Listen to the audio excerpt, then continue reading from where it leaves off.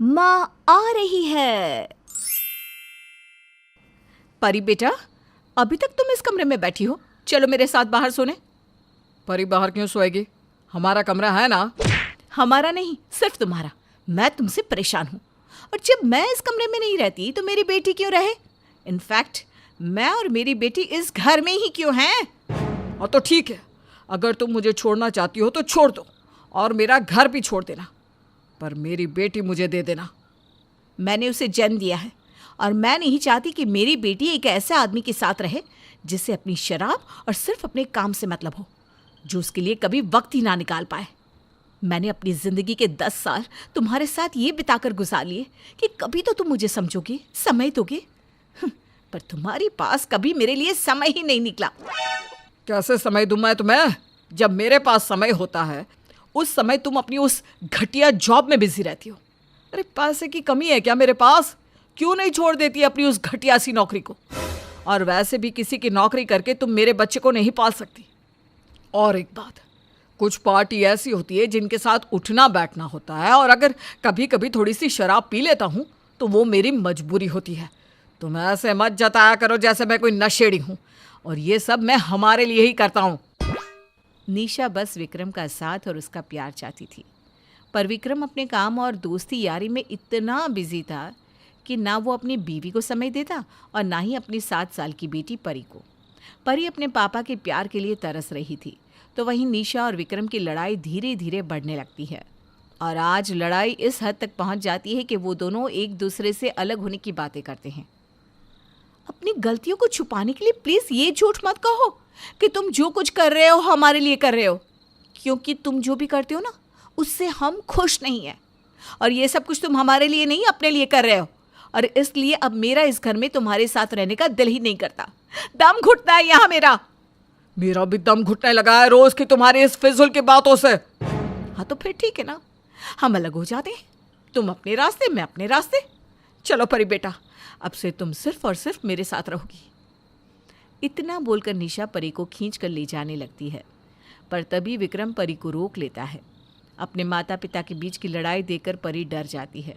अब इसी तरह से कुछ दिन बीत जाते हैं और निशा और विक्रम कोर्ट में अपने डिवोर्स की एप्लीकेशन डाल देते हैं, जहां दोनों परी को अपनी कस्टडी में लेने के लिए पूरा जोर लगा रहे थे। देखिए वकील जी, मेरा उस औरत से अब कोई रिश्ता नहीं है। आप जल्द से जल्द हमारा डिवोर्स करवाओ और मेरी बेटी की कस्टडी मुझे दिलवाओ। मेरी बेटी मेरे साथ रहेगी, ना कि उस घटिया औरत के साथ। मैं कल कोर्ट में पूरी कोशिश करूंगा कि परी की कस्टडी तुम्हें ही मिले, पर जज साहब एक बार उस बच्चे से उसकी राय ज़रूर पूछेंगे, और अगर परी ने अपनी माँ के साथ रहने का फैसला कर लिया तो फिर मैं भी कुछ नहीं कर पाऊंगा। मैं ऐसा नहीं होने दूंगा। जब तक केस रफा दफा नहीं हो जाता इस घर से ना तो मेरी बेटी जाएगी और ना ही निशा।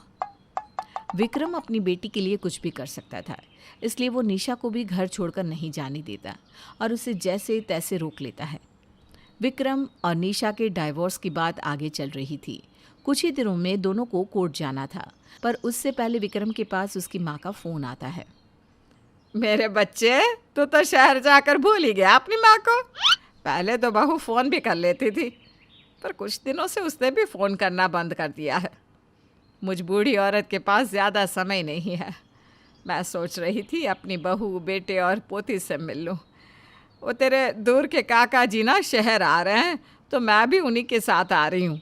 तू मुझे स्टेशन पर लेने आ जाना। मैं अपनी बची कुछ ज़िंदगी तुम्हारे साथ बिताना चाहती हूँ।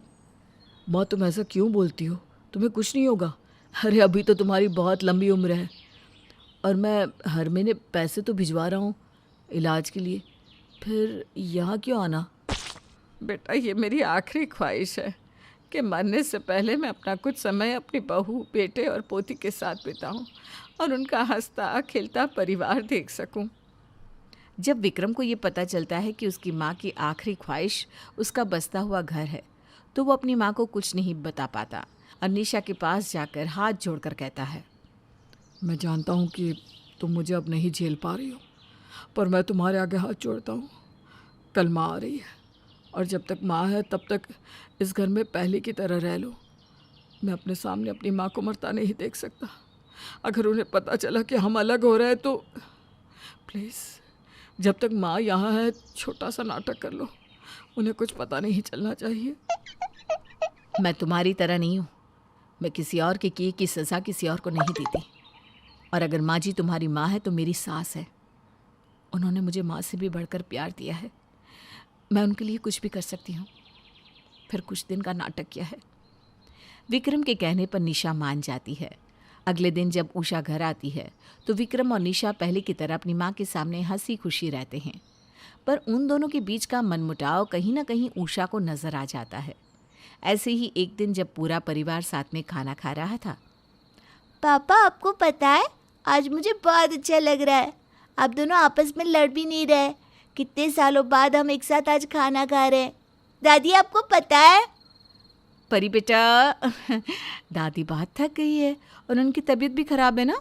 उन्हें आराम करने दो, बाकी की बातें कल करना।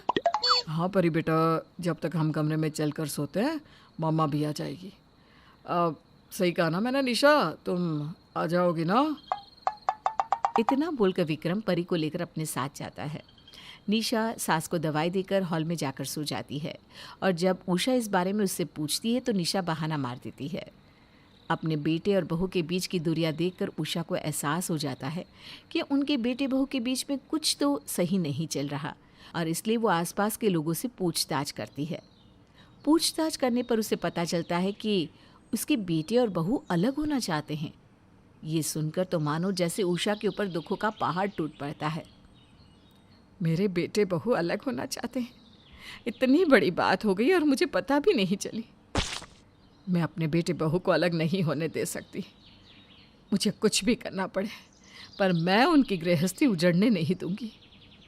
उषा को जैसे ही सच्चाई का पता चलता है वो अपने बेटे बहू को एक करने में लग जाती है। ये क्या बेटा, तू तो बस अपने बिजनेस में लगा रहता है।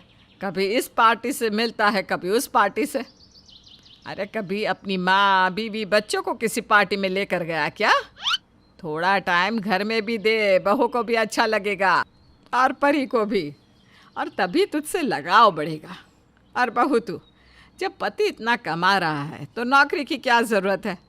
और अगर फिर भी तुझे कमाना है तो अपना खुद का पार्लर क्यों नहीं खोल लेती? तूने ब्यूटिशियन कहीं और नौकरी करने के लिए सीखी थी क्या? मैं कोशिश करता हूँ आज जल्दी आने का, फिर हम सब बाहर एक साथ डिनर करेंगे। ठीक है माँ, जब तक आप यहाँ हैं मैं भी ऑफिस जाना बंद कर देती हूँ ताकि आपका मन लगा रहे। इस तरह उषा अपने बेटे और बहू को एक करने में लग जाती है। समय यूं ही गुजरता है और समय के साथ निशा और विक्रम के बीच की दूरियां भी खत्म होने लगती है और उषा विक्रम से कहकर निशा के लिए छोटा सा पार्लर खुलवा देती है जहां निशा हर समय बिजी रहती है। तो वहीं दूसरी ओर विक्रम भी अपने परिवार को पूरा टाइम और प्यार देता है, जिस वजह से निशा अपना फैसला बदल लेती है और विक्रम को भी एहसास हो जाता है कि परिवार के साथ होना कितना ज़रूरी है।